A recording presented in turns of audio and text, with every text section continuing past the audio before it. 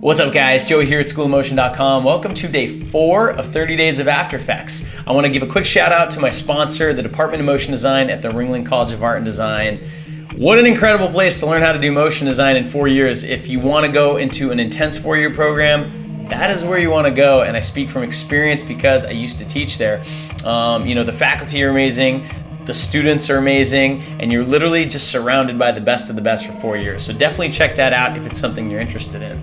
Today what we're going to talk about is taking a photograph and turning it into a 3D scene inside of After Effects. And I'm sure a lot of you have done this before, but I'm going to show you some tricks maybe you haven't seen before and how to really sell the illusion that this is a 3D scene and how to make it look great and fool a lot of people. So let's hop into After Effects and check this out. So one of the things I love about this technique is that it's just kind of instant cool. You take a still image, you turn it into a 3D scene like this, and it's not that hard to do, but it's really impressive. And if any of you are familiar with the concept of matte painting, which is used on feature films to kind of extend sets and add castles to the background and stuff like that, this is pretty much the technique that's used, and you can do it in After Effects pretty effectively. Now I want you to notice there's a few things that I do when I do this type of thing that I think makes it feel a little bit more natural than sort of the simplified version of this. And the main thing that helps sell this shot is the ground. If I kind of scrub through this, you can see the ground is not, it's not like this hill or these rocks where it's just this flat image that kind of, it looks like it's facing the camera. It actually looks like it's oriented correctly on the ground. And there's a lot of sort of blending going on to make this feel as seamless as possible. And then I also did some compositing tricks and some other things that maybe I'll show you a couple of those. But the main thing is, how do you set this scene up so it really sells the effect, okay? So you gotta start in Photoshop. So let's hop in there. This is the original image I started with.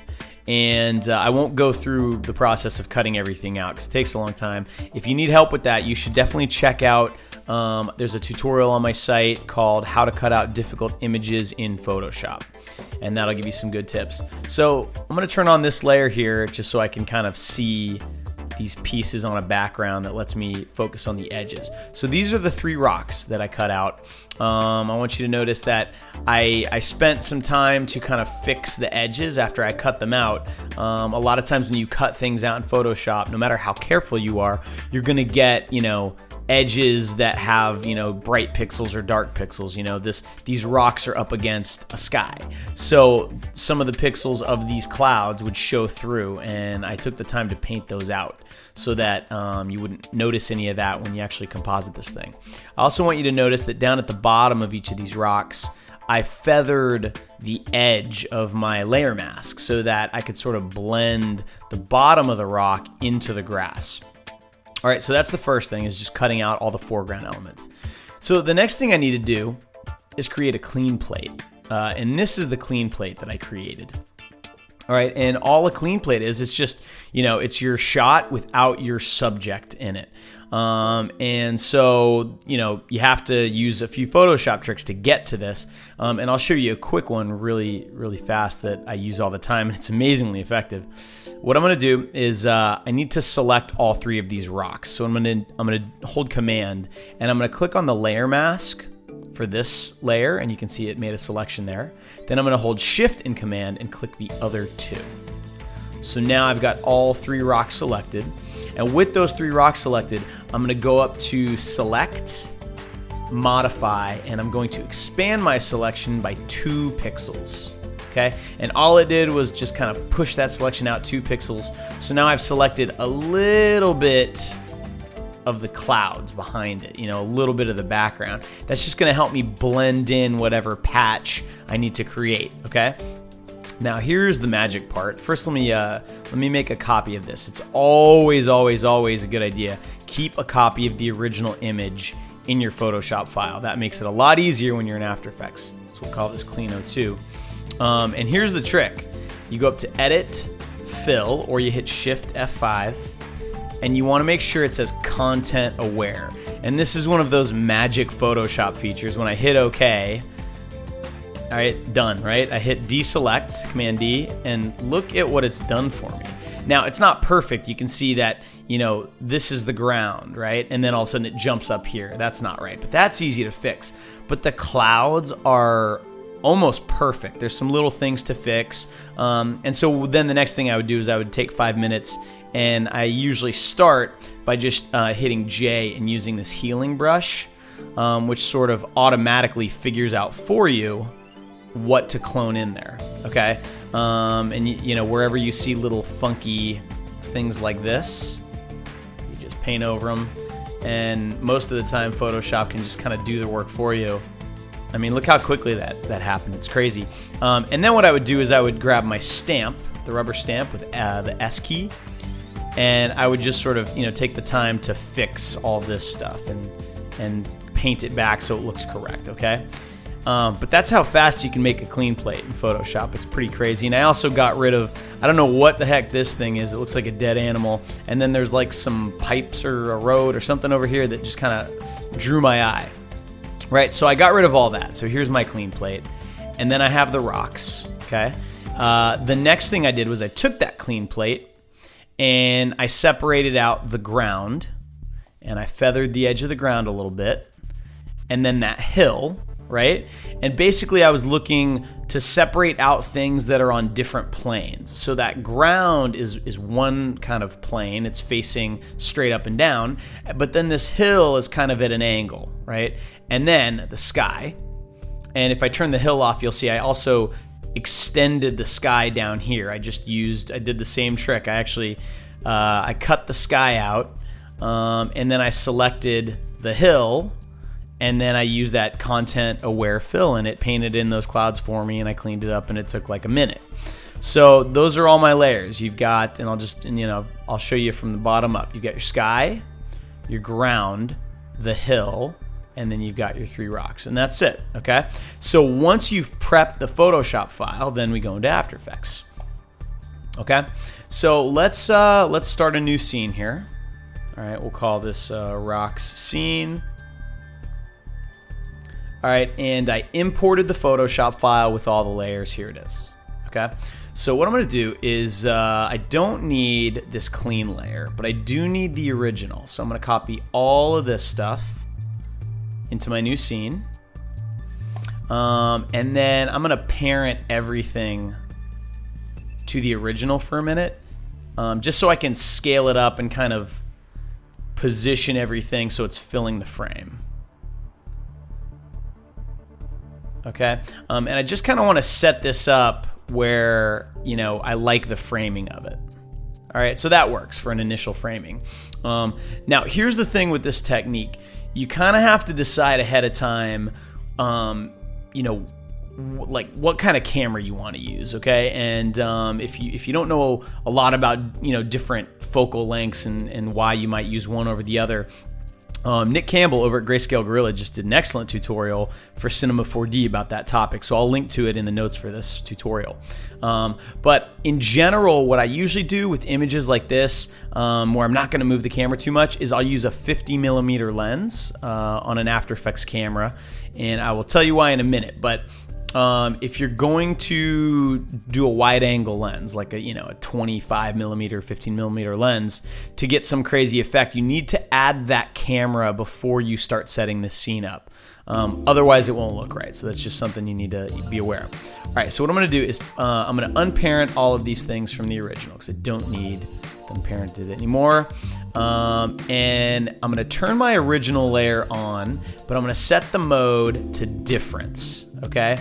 And you'll see the whole scene turns black, and this may not make sense now, but what the difference mode does is it looks for pixels that are the same and it turns them black. And then the brighter the pixel, the more difference it's detecting, okay? So you can see that the edges of all the layers I cut out are slightly different than the original image, but for the most part, everything's identical. And we're just gonna leave this up here and turn it on and off occasionally to check that our 3D scene matches the original photo. And this is a really neat, easy way to make sure that that's happening. All right, so step one, let's first position the ground, okay? So I'm gonna turn all of these layers into 3D layers, okay? Now the reason we're seeing this weird kind of 3/4 view here is because my camera is set to custom view. Let's go back to active camera. When I'm doing this, a lot of times I like to switch between the active camera, which is just your comp camera, and this custom view, because with the custom view, if you hit the C key, brings up your camera tool, you can kind of move around it and kind of check the 3D-ness of your scene. So we're gonna jump back and forth between this view and your active view, and the hotkey for that is escape, okay? Really simple. All right, so the ground. So first thing I wanna do is I need to make the ground actually oriented like a ground. If we look at this custom view, right now the ground is this flat plane, and that is not the way a ground works, okay? So what I'm gonna do is I'm gonna grab my anchor point tool, which is the Y key. I'm gonna move the anchor point to the horizon line like that. And then I'm gonna rotate, and let me go to my custom view so you can see exactly what I'm doing here. I'm gonna rotate this on the X rotation, and I'm gonna rotate it -90 degrees, okay? And so now what I'm doing is I'm setting up my floor of my scene so that it actually is oriented like a floor, and this is what's gonna let you get that awesome perspective when you move the camera over the ground. Now here's the problem with this. If we go back to our normal view, you can see that now the ground doesn't look right. It's squashed visually because we've rotated it. So now you have to kind of correct for this. So what you do is you first scale that layer, right? And I'm gonna scale it on Y so that I can bring it back to the, to the bottom of the frame.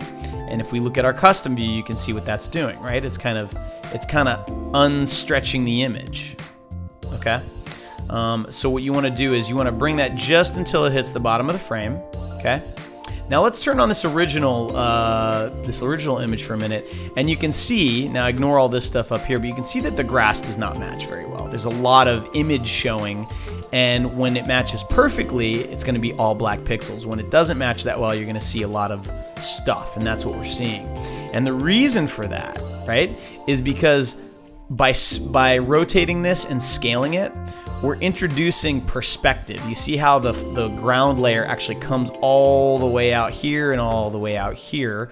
So there's image over here that we can't see, and even just visually looking at it, it looks stretched. It doesn't look right. The way to fix this is actually pretty easy. What you do is you add a corner pin effect. So we're gonna go to the distort menu, and you can use the corner pin. I like to use the CC power pin, because it gives you this nice kind of guide here. And what you want to do is basically take the corners that are outside of the image and just pull them back over. And you can hold shift and it'll lock it to that, it'll lock it vertically. So you're only moving it horizontally. And you move this back and you can kind of see that the plugin gives you a clue when you've got it back to a perpendicular orientation here, okay? Cool, so let's take a look at that now. So now our ground layer, visually, it matches pretty closely to this. Now it's still not exact, and if you want to, you can sort of mess with the scale and try to nudge things around, but it's matching pretty well. And here's what's really happening. If I hit escape and we go to the custom view, it looks very strange from this view, right? But the key to this trick is it doesn't matter what it looks like from this view. It matters what it looks like from where that camera is. And you can see as I kind of line this back up, and if I hit C a couple times, I can use different camera tools like the zoom tool. And you can see that now if I zoom in, the ground actually moves and behaves like the ground. It looks correct, and I get that nice kind of parallax when we're moving, okay? So that's probably the biggest trick, and a lot of you could probably turn the tutorial off right now because now you know how to do that. And just to check it, I'm gonna add a camera to the scene, and I'm gonna leave it as the default, which is 50mm. If it's not 50mm on your After Effects, just click here, switch it to 50, be good to go. And so then what I can do is to just check it, I can just scoot the camera forward and backwards on Z, right? And you can see that ground really does move like the real ground now, okay? So that's step one. Step two, is going to be to start positioning everything else. So let's do the hill. All right. So if we hit escape and look at this, this is where this view really comes in handy, because you can actually get a good sense of where that hill is and where the rocks are going to go, make sure everything looks right. So what I'm going to do is switch back here. I'm going to set the anchor point of the hill to be the bottom of the hill. So let's grab, I hit Y to bring up my anchor point tool, grab the anchor point, move it down here, and I'm going to parent it to the ground like this. And the reason I'm going to do that is because now I can zero out the, now this is going to seem weird. If I change the the Z position of the hill, it moves up and down, which doesn't really make sense because it looks like this is the Y-axis. So shouldn't I be adjusting the Y-axis? Well, what's happening is because it's parented to the ground, this position, these coordinates are being shown relative to the ground, and the ground has been rotated 90 degrees. So the the y-axis on the ground doesn't line up with the y-axis on the hill anymore. So just be careful of that when you have stuff parented. But what I want to do is zero out the Z on the hill, and what that just makes sure that the hill is connected to the ground. Okay, so because if you're not careful, if the hill is up, if the hill's like down here or something, right? But then you compensate for that by moving it on Y. Let me turn the sky off for a minute, right? Visually it can look correct, but when the camera starts moving, you're gonna get a gap there, right? And so you always want to make sure that you actually have your scene set up so it's kind of physically correct. So I want that hill to be like this, right? Literally flush with the ground. There's a little bit of a gap there. You can see that, this feathered edge of the ground, it kind of creates this gap. And if that becomes a problem, I would just cheat this hill forward a little bit like this, okay? But we'll see if that's actually gonna be a problem. Let me turn the sky off for a minute, because the same trick I did with the ground, I want to do with the hill. This hill, if I look at it, right now it's just sticking straight up in the air. But that hill is really not sticking straight up in the air. It's got more of like a gentle slope to it. So what I'm going to do is come to this view, and I'm going to rotate it on the x-axis and just kind of bend it backwards a little bit. Okay? So until it seems appropriate, right? That might be a little too far. But let's try fixing it a little bit, okay? So that feels pretty good, but now we're gonna have the same problem, okay? We've now distorted the image, and we need to use a corner pin effect to fix that. And so here's a trick that I found, because let me first show you what happens if you just add the corner pin effect. And I try to grab these top corners and move them back like this. You see what happens? It undistorts, but it actually moves the image down, and now we've kind of screwed something up. So let me reset this and turn this effect off for a minute. And what I need to do is first zero out the rotation on the hill, okay? And then I'm gonna make sure that you can see your rulers. If you don't see them, it's Command R, reveals them. And I'm gonna drag a guide to the top of my layer, okay? You see where the top is right here? I'm going to drag a guide there, and then just in case, I'll drag one to the bottom too, okay? So now I'm going to rotate this, and I think it was 25 degrees, or was it negative 25 degrees? It was negative 25 degrees. Here we go.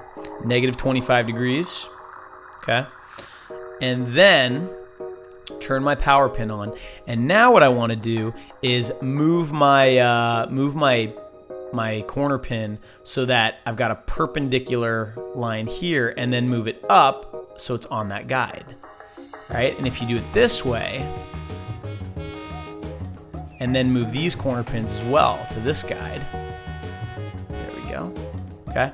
And you can see now you've undistorted the image, and it's much, much closer to the original. You're never gonna get it perfect with this technique, because you're kind of cheating by using the corner pin, but it's pretty close. And then you can just come into your custom view and take a look at what's actually going on. And I can also see that I've stretched that hill out horizontally. So what I'm going to do is scale that back this way, like like that. And then I'm just gonna move it. I'm just gonna cheat the whole thing a little bit closer, like that. And then let's look through the camera. All right, and I'm gonna move it down just a little bit. That looks pretty good. All right, I'm just kind of nudging it around so it looks right. And if you want to check it, you can turn on your original image, right, and get the difference matte. You can see that there's tons of black where that hill is. So we know that it's actually lined up pretty good, okay? And now if we move the camera, you can see that you've got that hill back there. It's got a little bit of a slant to it. The ground moves like the ground, but the hill moves like something that's, you know, kind of sticking up in the air. Cool? So, I mean, essentially what we're doing, you can do this in Cinema 4D using camera projections. We're basically faking a camera projection. We're undistorting the perspective that's inherent in the image by stretching out the layer and corner pinning it in a way to undistort it. Okay? All right, so now we've got the ground. Now let's do the rocks. So we're gonna one at a time. And actually, let me turn off the ground for a minute. And I wanna make sure that the anchor point of each of these rocks is at the bottom of the rock. Okay? And then there's 2, and there's 3, and I'm doing this same reason we did it for the hill. Okay? Because now I can parent those rocks to the ground, open the position, and zero out their Z. And now I know all 3 of them are on the ground, okay? So let's turn the ground and the hill back on. And this won't look right. Don't worry about it yet, okay? If we look at our 3D view, you can see that the rocks are not positioned correctly. And so what I'm gonna do is I'm gonna use this view to kind of figure out where in Z these rocks need to go, okay? So if I grab the Z axis of this rock, I can pull it forward, and you know what I can see is that right here on the ground, this is the shadow of that rock. So I think that's around the position it needs to be on Z, okay? And then rock 2, it looks like the shadow's probably there, around there. So let's put it there. And then for 3, it's right about there. Okay, so that to me looks like the correct relative position of these rocks. And then I'm gonna go into my normal active camera view, and now I need to scale these things down and line them up with the original image, okay?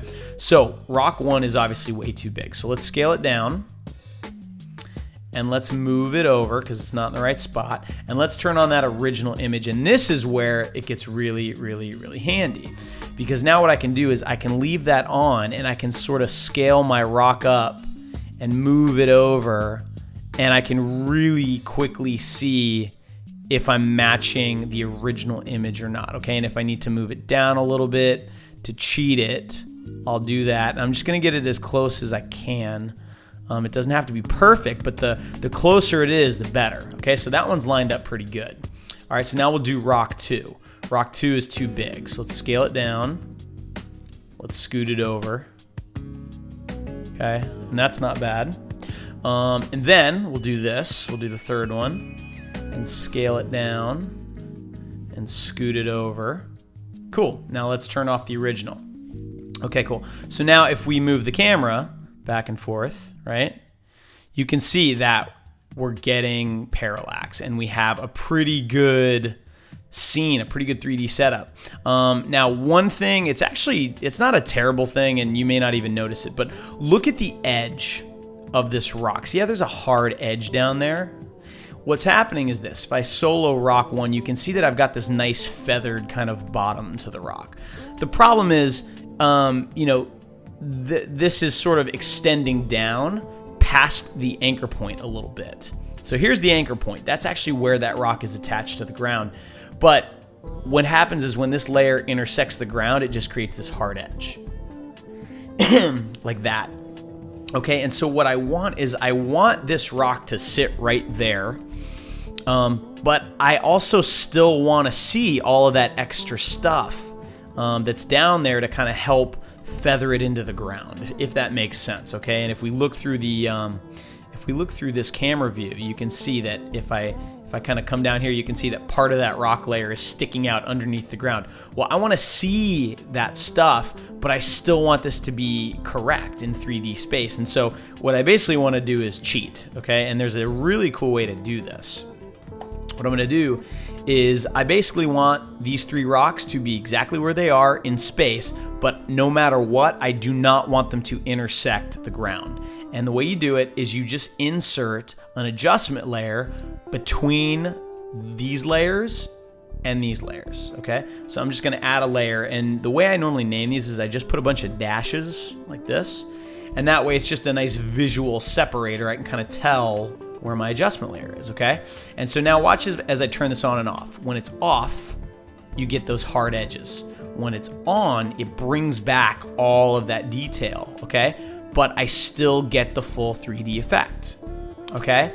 And it just helps blend, you know, it's not perfectly correct, but it does really help blend those rocks into the ground now, okay? And if we look through this, you're not going to see the effect of the adjustment layer, but you can really see that we're starting to build out a 3D scene that makes sense, okay? So then the last thing we need to do is deal with the sky.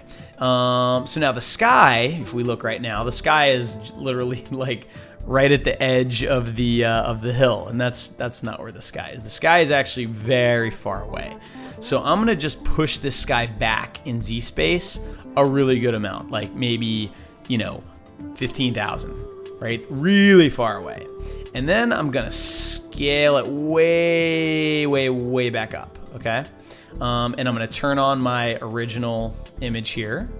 And actually you can see I kind of did a good job. See, if I made it too small, as I scale it up, you can see right about there. See how it almost turns the whole image black there? That lets me know that the sky is now scaled and it's back in the right place. Let's turn this off, okay? By the way, I want to point out, you see how the rocks are no longer lined up with the image? That's because I've moved the camera a little bit. If I move the camera back to the default position, it all lines back up. So let's turn that off. Okay, so now if we move this, you can see that the sky does move, just not very much, which is what you want. And the last thing I do is I like to put a little bit of perspective on the sky, because again, the sky is not just a big flat, you know, thing, right? It's actually above your head and going back into the horizon. And so what I'm gonna do is I'm gonna change the anchor point of the sky somewhere around here. And you can see that just by luck, these guides that I used on the hill layer work for the sky layer, okay? So what I'm gonna do is rotate that sky layer on X and have it rotate backwards, you know, maybe 45 degrees or something. And then I'm gonna use that power pin trick, okay? So I'm just gonna move the corner pins to undistort this, right? I'm using the guides to make my life easier. And there you go. And so now that sky is back undistorted, but if we look through our 3D camera view, you can see it's actually got a little bit of an angle to it, okay? So you're gonna get a little bit of a perspective shift as this camera moves. Just a little bit, right? It's super subtle. And that's kind of it as far as the basics of setting the scene up. The rest of it is just making kind of a convincing camera move and doing some compositing. So I'll give you a few quick tips on that. What I did for my camera move, I just did this very, very simply. It's moving on Z, and I'm also rotating the camera a little bit on the X-axis, just to make sure that it's always looking at the same place. Like if I want the hill to always be right about there in the frame, then I'd put a keyframe there. Let's go forward maybe 5 seconds. And let's just push the camera forward a little bit, right? To there. And as it's moving forward, have it rotate down like this. So that way it's kind of always orienting the same way, okay? And you can see, here we go. We've got our nice 3D scene. It looks great. The ground is moving like the ground. And so from here, it's just a matter of compositing it so it doesn't look so still and synthetic. I'll show you guys a couple of tricks. I did some color correction, and I added some glows and stuff like that to make it look a little more kind of, like Gladiator or something. But a really simple trick is, come back here. Really simple trick is add an adjustment layer, right? And use an optics compensation effect. It's in the distort group, optics compensation, and it basically just simulates lens distortion. So if you turn on reverse lens distortion, you can see that it kind of simulates having a little bit of a wide angle lens where the edges of the frame move faster than things in the center of the frame. And it's a subtle thing, and you can really easily overdo it. But if you look at the edges, especially with this rock, when it gets towards the edge of the frame, it just gives it a little bit of a 3D look. Okay, it just helps it a little bit. The other thing I did was I put a little bit of a wiggle on the camera, just to make it feel a little bit less perfect, because camera moves in After Effects by default, they're just perfectly smooth linear camera moves, and we're kind of pretending that there's some dolly tracks and we're doing a nice dolly move here. Well, if dolly tracks are happening over uneven lumpy grass, then it's not going to be a perfect move. So what I might do is make a null and call this the wiggle null. And on the position of that wiggle, right, and this needs to be a 3D layer, on the position of that wiggle, I would just option click position and type in a wiggle expression, and maybe it wiggles once a second by 2 units, and that's it, right? And now I can parent the camera to that null, and it's just gonna do a subtle little wiggle, right? Let me RAM preview this 1-to-1 here. So we're still getting the same basic move, but it's just not as perfect, and it kind of helps sell it a little bit. And then I did some color correction. I'll show you guys a cool trick really fast, because this is something that actually sort of helped. Whenever I do stuff like this, I stare at it a lot, and I kind of go back and forth, and I say, what is, there's something about this that's giving it away. It just doesn't look totally natural. It doesn't look real. And especially if you go into full res and we zoom in here, the edges of the rocks are just too hard. And there's no, normally you would see like a little bit of the sky kind of wrapping around and lighting the back of these rocks a little bit. And we're not really getting that because I cut them out in Photoshop and the edges are just too crisp. So what I did was, and it was actually kind of a pain, I wanted to be able to independently work on just the foreground stuff, like the rocks and the grass, but not affect the sky. And this is one of those things that, this is one of the reasons I love Nuke so much. It's really easy to do that. In After Effects, you have to jump through a few hoops. So what you could just do is this. This is Rock Scene. I'm just gonna rename this comp Rock Scene Foreground, and I'm gonna turn off the sky. Okay, and then I'm gonna duplicate it, and I'm gonna say Rock Scene Background. Right, and I'm gonna turn the sky back on, but turn off everything else. Okay, and then I'm gonna bring both of these into a new comp. Say create a single composition, and the background should be behind the foreground. And so now I've got my same camera move, but I can independently affect just the background of the foreground. Okay, so what I want to do is I want to blur the edges of the foreground just a little bit. So easy way to do that is to use a channel blur. So we go to Effect, Blur, Channel Blur right there. And I'm just gonna blur the alpha channel, and if you can see what that does. I just want to blur it by 1 pixel, and say repeat edge pixels, so that on the edge of your comp you don't get this little funky line here. So make sure you have that checked. Okay, and if I turn this on and off, you'll see it's just super subtle, but I'm telling you, all those little things, they do help. Okay, so now I've got let me make sure I can see this whole thing. Okay, so now I've got an edge blur on there, and then for the next step, I want to actually add a little bit of a light wrap to this. Okay, you can get light wrap effects for After Effects, you know, that's a cool way to do it. There's actually a pretty simple way I'll show you, just using built-in effects where you can get a great light wrap and really control it. So what I'm gonna do is first pre-comp this again. And the reason I have to pre-comp it is because I have a channel blur on this comp. And I'm gonna need to use this foreground as a matte to make my light wrap.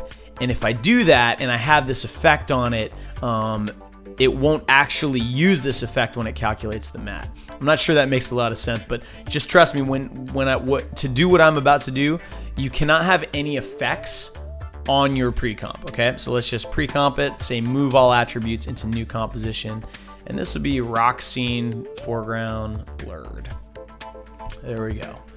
Okay, cool. So now we've got that. What I'm gonna do is duplicate my background layer, and I'm gonna call this light wrap. Okay, and I'm gonna move it on top of my foreground. Next thing I'm gonna do is I'm gonna use an effect in the channel group called Set Matte. And this effect is awesome, I use it a lot, and it just lets you use another layer's alpha channel instead of your current layer. So I'm gonna say take the matte from the layer called foreground blurred, okay? And now if I solo this layer, you can see what it did. This is my background layer. Remember, it's a copy of my background, but I'm using the foreground as the alpha channel. I'm gonna say invert that matte. Then I'm going to blur this image, okay? So I'm just gonna use a fast blur with repeat edge pixels on, and I'm gonna blur it, I don't know, 30 pixels, okay? And just to sort of give you a sneak preview, you can see now, if you look at the edges of your rock, right? You can kind of see that it's now letting that sky bleed over it a little bit. And this works better if you set the mode to something like add. So it looks almost like you're just getting some of the light from the clouds bouncing off and hitting that rock, right? And you can adjust the opacity of it, but it sort of lights the rocks from behind and the back of the hill, okay? The problem, of course, is you're seeing this blurred sky, and you don't want that. What you now want is to basically cut out this layer here, cut out this light wrap so you only see it within the foreground. The way you do that is easy. You duplicate this set matte effect, move it after the blur, and then uncheck invert. And there you go. And so now you've created your own light wrap. All right, turn it on and off. And you can see it just, you know, it's very easy to overdo the light wrap too. And so, you know, you may want to play with the blur. If you blur it too much, you get this really kind of glowy look, which could be cool. And then you can adjust the opacity, okay? And I'll show you one other trick too, which I sort of just figured out, which worked pretty well, and I think it's pretty slick. You know, one of the things that kind of stinks about doing it this way is the light wrap just gets applied uniformly to, you know, every piece of this, right? And you could mask that out or create an alpha matte layer for it, but because the camera's moving, you'd have to animate the masks, and it would be kind of a pain. And so I was thinking it would be cool if the light wrap was only hitting the right side of these rocks, because if you look, the light, it seems to be coming from that side. The left side of the rocks is darker.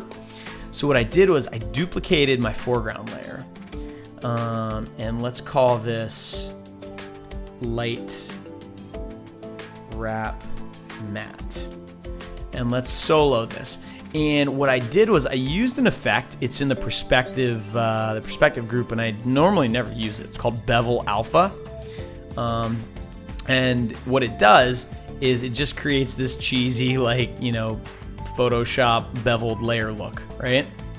And but I figured, like, you know, you see how it basically creates white on this edge and black on this edge? I thought maybe there's a way I can use this as a matte. So what I did was I also added an effect in the generate group called fill, and make sure Bevel Alpha comes after fill, and set that fill color to black.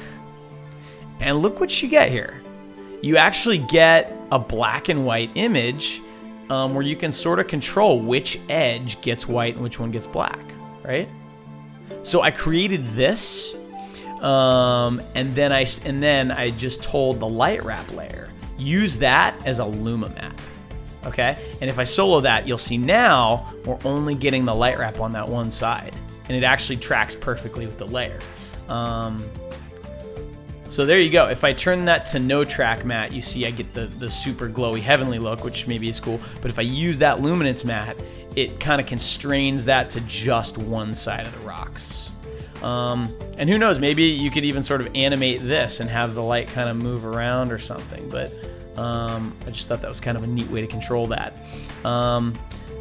So there you go. You've got your 3D scene, and let me switch this back to half res so we can do a quick render. You have your 3D scene, it hasn't been color corrected, and of course I would add a little bit of grain to it, because if you're shooting with any kind of video camera, there's going to be some noise, so it's not going to be a perfectly crisp image. And there's a lot of other things you can do. I added like some little kind of wispies blowing in the wind and that kind of thing. But hopefully you guys learned some neat tricks, and next time you're asked to do this with a still image, you have a few more tricks up in your bag of tricks. And believe me, that is very handy when you gotta do 10 of these really quickly. You don't really want to have to think too hard sometimes. You just kind of want to know what you're doing and know the steps involved, and just put your headphones on and get it done.